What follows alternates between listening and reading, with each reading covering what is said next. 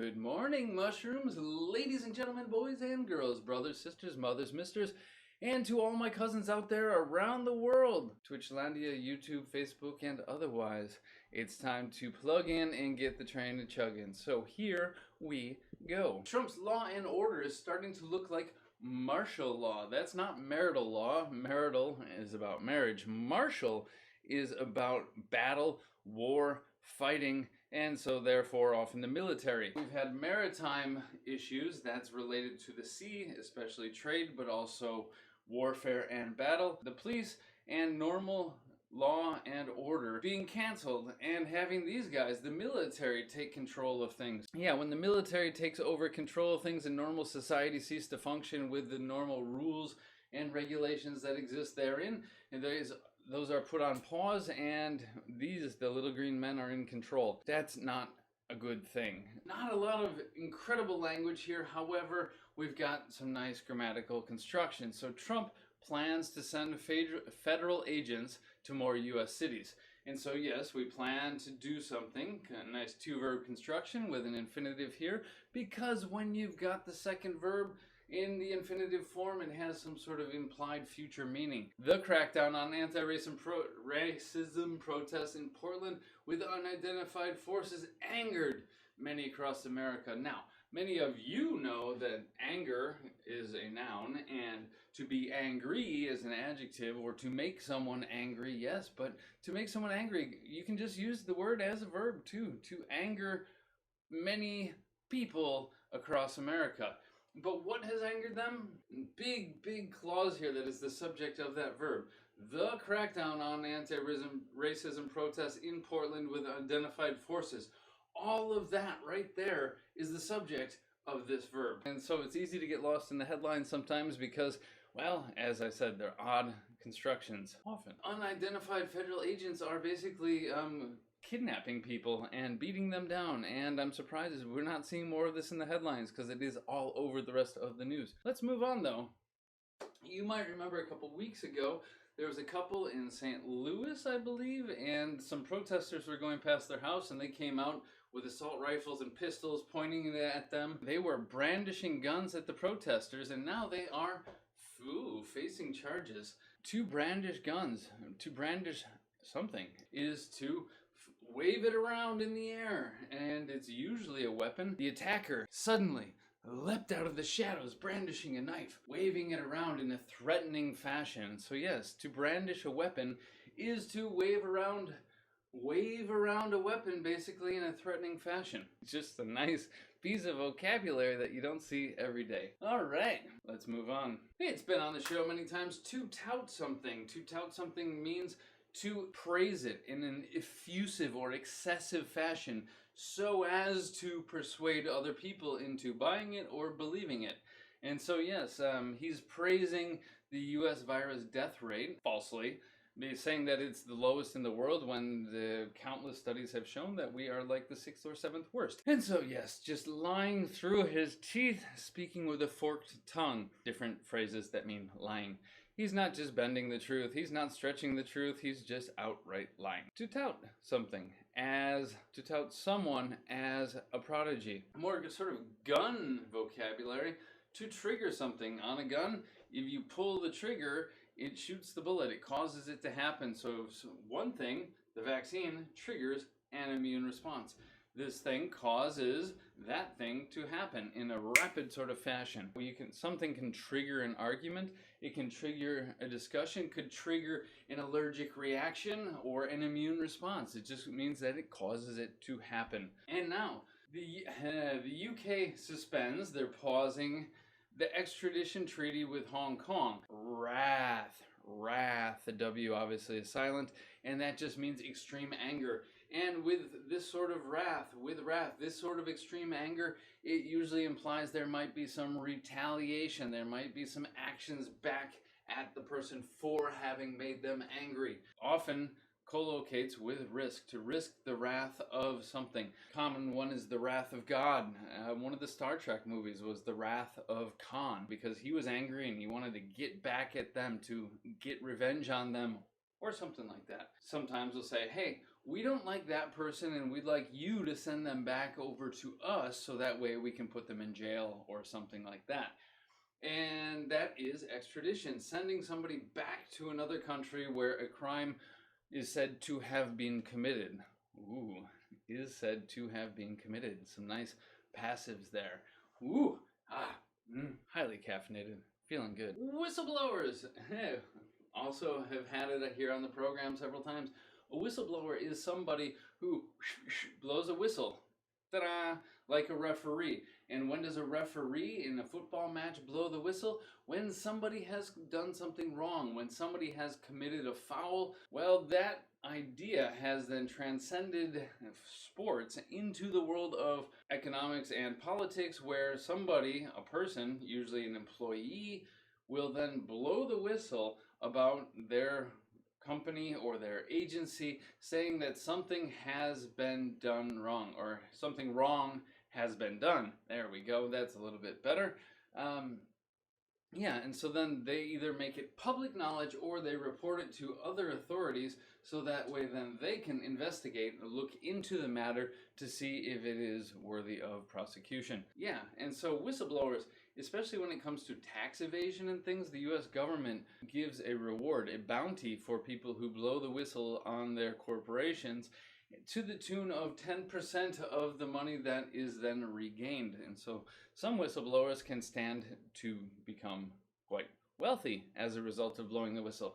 Other people, though, as a result of blowing the whistle, face prosecution and persecution in their public and personal lives. We've got another whistleblower that has been put in prison and has now contracted COVID-19. Some lady or other whistleblowers might just be leaking government secrets, Edward Snowden, or then there was that other guy, and I forget his name, Chelsea Manning. I believe that was the name. And so they have been prosecuted and persecuted as a result of having blown the whistle and leaking secrets, at least supposedly. But yes, this whistleblower has raised concerns about questionable activities by Pompeo, the Secretary of State. Yeah, some dodgy dealings going on there in the Trump administration. But hey, that's not much of a surprise considering how many of his people have been prosecuted and convicted and sent to jail. There's a saying in English where you should judge a man by the company he keeps. And so that means you should judge somebody by the people that they hang out with. And so, yes, this group of people, with that many of them going to prison and so on, it seems like they might not be the best people out there. Let's just move on. London's famous beef eaters are facing redundancy. Redundancy is something that is not needed because of duplicate. Technically, it's something that could be done without, or words that could be omitted without causing any loss in meaning. Facing redundancy in this case, it means that a worker will be let go, will be fired, will be forced to resign, will be pushed out, and no longer be employed by company or agency it might be as a result of not being needed, often due to economic downturns, not underperformance. Some other sort of news. Cocaine-filled coffee beans have been seized by the police. To be seized, to be grabbed and taken. Yes, and the police now have those beans in custody. They are holding them and they are keeping them because that is illegal. You don't smuggle drugs into countries. That is breaking the law.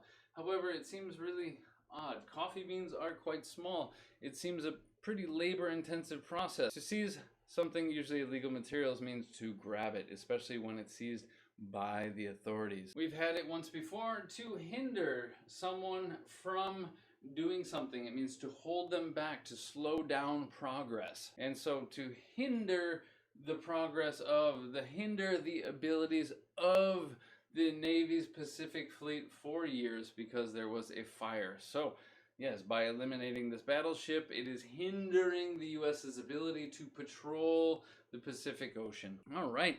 Some puppy news. Heartwarming, but also terrifying. It was heart-stopping. Heart-stopping close call on a busy highway, an interstate highway.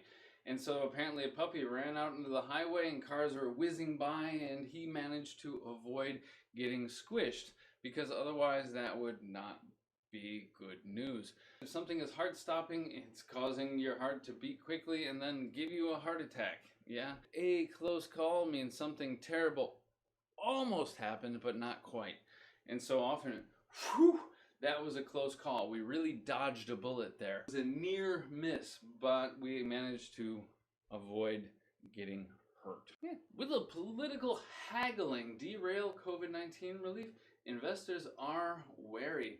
They are worried and they're paying close attention to it. Just like if you say beware of something, it means that you should use and proceed with caution because bad things could happen. So we've got be aware, which means to know about, beware, be careful of, and be wary of also means to know about and be careful about something. Haggling is aggressive negotiating, bargaining, and dealing, trying usually to lower the price of something. In some sort of market or bazaar, there's a given price and then you haggle with the seller to try and lower that price. And so it's quite aggressive, and it's back and forth, often over a long period of time. And by doing this, sometimes you can end up with a lose-lose situation or people angry with each other, and it could derail the next stimulus package that's, well, not really stimulus, but provided as relief to help people out who have lost jobs, etc. To derail, much like a train. The train is on the rails, it's on the tracks, and if something derails the train, it causes it to go in a different direction, and that's not a good thing when trains go off the tracks. Haggling back and forth. It's a sport, it's a hobby. And not for me. It just sounds like a pain in the butt. I'd rather just pay a price and be done with it. But some people love haggling. Let's move on. EU's future is at stake. If something is at stake, it is at risk, and it could be damaged, it could be hurt, it could fall apart as their tempers fray. To fray, we've had it once before, and today I managed to go out to the garage and get a little example. This is a piece of 3-strand manila rope, and I tied a knot, and then you can see that the rope has become frayed. I don't know if you can really see that very well. To fray, and so the rope is starting to come apart, to unravel. Usually this is caused due to stress or repeated use, friction, rubbing, and it starts to fall apart and to come apart due to wear and tear. Yeah, and so other fabrics or trousers or ropes or the dog's leash, because he's been chewing on the leash, it is becoming frayed, and it means it is evidencing or showing the signs of repeated stress, strain, use, and abuse. And the EU's been in a multi-day negotiation about COVID fund relief and so on, and their tempers, people were getting angry, their tempers were getting hot, and people, you could tell they were getting stressed out, and they were ready to snap at any moment. And so just like a rope that has been used and abused and showing signs of stress, it could also snap under all of the tension. Yeah? And so that's what it means to fray. I'm afraid. Wink. Get it? It was sold at auction, so people were bidding on it, but it was a trove of stuff. A trove is a collection of things, basically. It originally was related to treasure, a treasure trove, and it's a collection of jewels and gold and goblets and crowns and tiaras and scepters that you would find in the treasure chest. Yeah, that is a treasure trove. People are still looking for troves of pirate treasure on islands in the Caribbean and other places. But we can also say in his cellar he had a trove of rare wines. Not so common, usually goes with treasure. So let's move on. Here's a very not common word. Interesting. Well, thanks for the tip though, Zdeněk. And then there's a double meaning there. Thanks for the tip. Thanks for the piece of advice, letting me know and giving me advice. And then also the tip, because you just gave me a bit. And so thank you very much. Transfixing. Often I would say more used as the receptive adjective transfixed. I was transfixed. And it means that you were petrified. You were rendered motionless.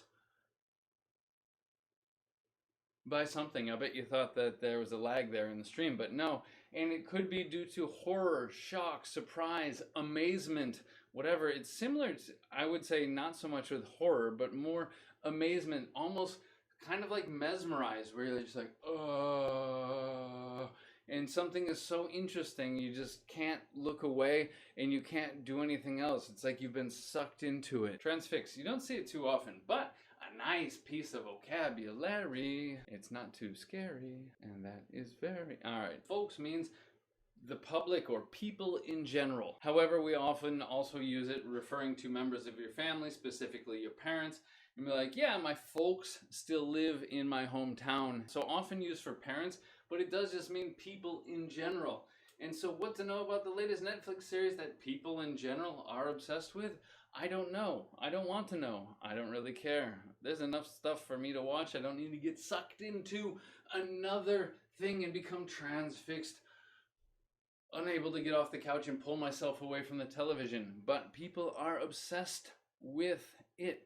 To be obsessed with something means that you can't get it out of your mind. It's all that you think about, to a detrimental, to a negative point where, yeah, you just, and you can't think about anything else. And so therefore you probably are neglecting other duties and responsibilities in your life, much like doing your homework or doing your work. Instead of working from home, you're just on the couch Netflix binging. Yeah, what are you obsessed with? Please let me know what you're obsessed with. What sort of crazy obsessions do you have? Because lots of people are obsessed with different stuff. It was a little bit shorter than some days, but some good vocabulary, a couple repeats, but a couple newbies. Yeah, you never know what you're gonna get when you crawl out of bed in the morning. Thanks for tuning into Breaking Down the News for English Otherwise. Thanks for all the likes, subscribes. Thanks for the bits there, Zdenyek. Appreciate it. Have a beautiful day, and if I don't see you sooner, I'll see you 8 a.m. tomorrow. Take it easy. Take care. Bye-bye.